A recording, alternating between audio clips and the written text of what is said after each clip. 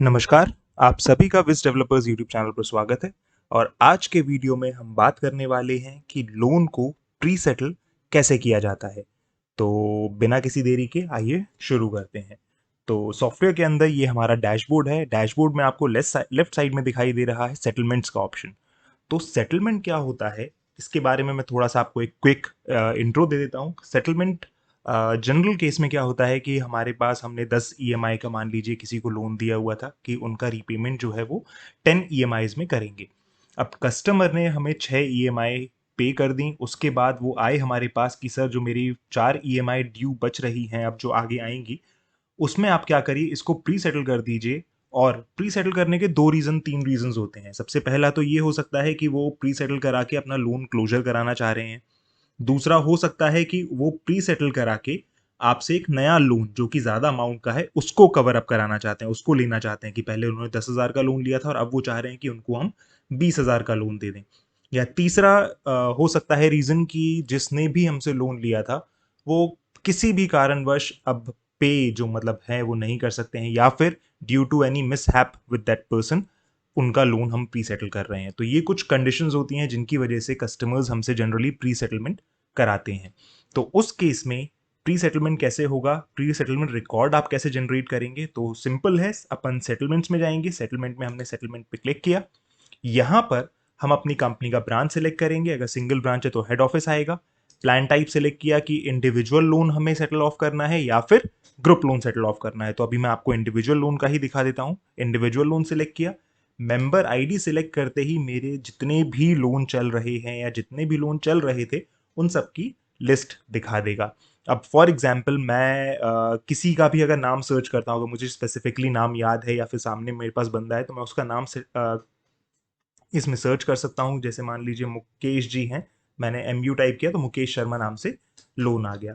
अब मैं फिलहाल हाल फिलहाल में जो हमने लोन कोई डिसबर्स किया होगा उनका सेटल ऑफ करके देखते हैं। जैसे मोहम्मद अमान जी हैं, एप्लीकेशन नंबर है इसका इनका 1014।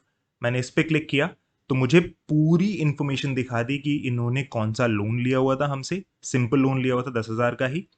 लोन का अमाउंट कितना था, 10,125 रुपये। एप्लीकेशन नंबर, नाम आ गया। इंस्टॉलमेंट उन्होंने कितनी पे की हुई है, इन्होंने हमें एक इंस्टॉलमेंट पे भी की हुई है जिसका अमाउंट था 3,375 रुपये। इतना अमाउंट इन्होंने पे किया हुआ है हमें।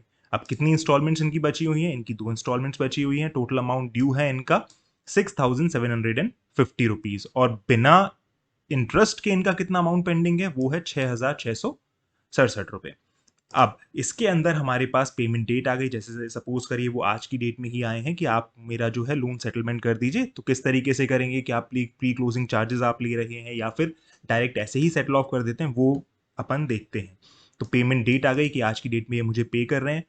Pre closing pre closing charges आप किस पे लेते हैं, वो लेते हैं अपन विदाउट इंटरेस्ट पे। तो लेट सपोज करिए आप दो काम कर सकते हैं, या तो 6,750 पूरे ले सकते हैं, या फिर आप जो नॉन इंटरेस्ट वाला अमाउंट था, जो सिर्फ और सिर्फ आपका प्रिंसिपल था, उस पर आप इंटरेस्ट रेट लगा सकते हैं।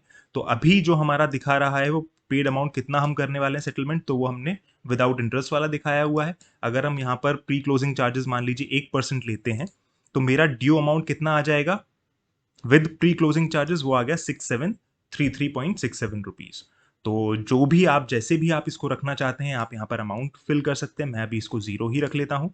मैंने क्या किया हुआ है कि जो मेरा प्रिंसिपल था मैं सिर्फ उतना ही उतना कलेक्ट कर रहा हूँ, तो मेरा टोटल अमाउंट पेड सेटलमेंट इतना ही रुपए दिखा रहा है। रीजन क्या था, डेथ है, प्रीपेमेंट है, मेडिकल लीव पे जा रहे हैं, सेरेमोनियल लीव पे जा रहे हैं, आउट स्टेशन जा रहे हैं, जो भी रीजन है इनका हमने सिलेक्ट किया। कैसे वो पेमेंट कर रहे हैं, हमें कैश में कर रहे हैं, बैंक अकाउंट में ट्रांसफर कर रहे हैं, वो हमने सेलेक्ट किया। रिमार्क हमने डाल दिया कि प्री सेटलमेंट इन्होंने कर दिया है। यहां से मैंने इसको प्री सेटलमेंट रिमार्क कर दिया। इसमें दो ऑप्शन थे हमारे पास। एक था कि जो इनका करंट ड्यू है वो भी कलेक्ट कर सकते थे आप, तो टोटल करंट ड्यू हमें दिखा देता है कि इनकी एक EMI ऐसी थी जो अभी तक इन्होंने पे नहीं करी हुई थी। ठीक है, तो वो आप यहाँ पर करंट ड्यू भी कलेक्ट कर सकते हैं या फिर पूरा सेटलमेंट भी कर सकते हैं। यहाँ पर हमने ऑप्शन दिया हुआ है कि परसेंटेज वाइज अपन लोन इनका सेटल ऑफ करवा रहे हैं। मैंने इन्फॉर्मेशन फिल करी। मैंने जैसे ही मैंने चेक किया कि हाँ मेरे पास पूरी सारी चीज़ें कंफर्म्ड है, मैंने इसको क्रिएट सेटलमेंट पे क्लिक किया। क्रिएट सेटलमेंट करते ही मेरे पास नोटिफिकेशन ऊपर आ गया कि डियर यूज़र आपका जो सेटलमेंट है वो क्रिएट हो गया है।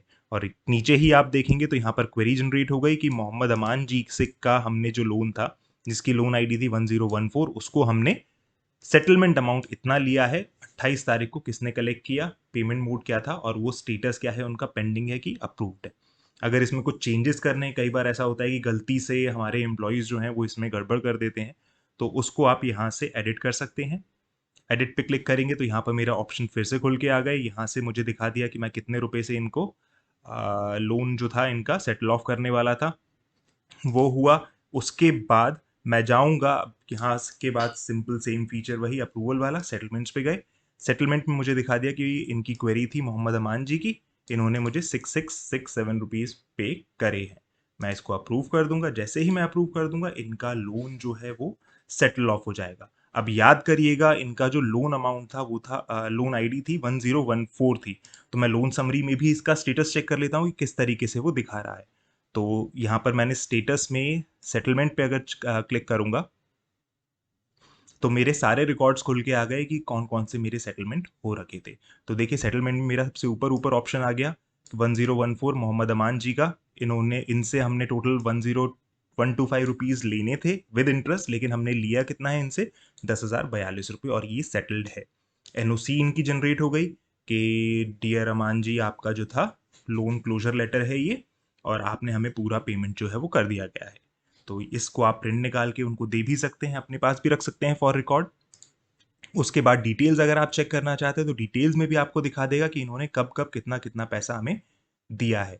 तो पेमेंट रिकॉर्ड्स में हमारे पास जो है सिर्फ और सिर्फ जो कलेक्शन होता है उसका रिकॉर्ड दिखाता है। ईएमआई रिकॉर्ड्स में हमें टोटल अमाउंट दिखा देता है, जो कि ये दोनों देखिए यहाँ पर सेटलमेंट हो गया।